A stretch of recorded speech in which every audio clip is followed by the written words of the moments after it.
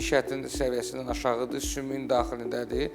Həmin diş ətin altında olan ağıl dişləri adətən irinləmə verir və burada brekit qoyulmalıdır. Brekit qoyulanda diş sırası daha düzələcək, daha düzgün olacaq. Diş təbəssümü Hollywood smile görkəmi alacaq.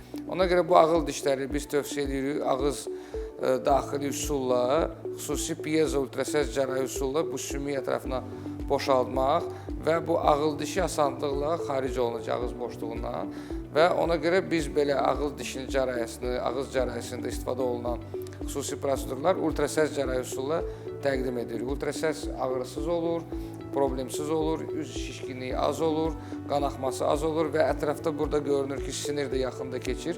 Sinir zədələnməsi də, ümumiyyətlə çənə siniri zədələnməsi müşahidə olunmur.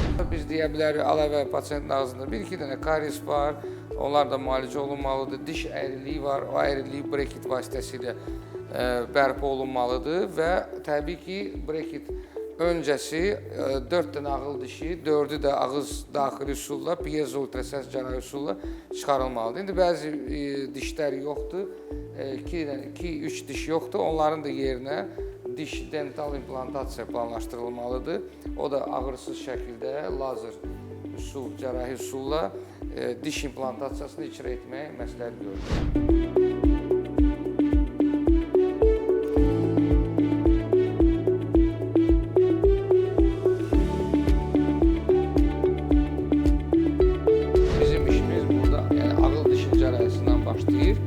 Ondan sonra brekit müalicə və sonra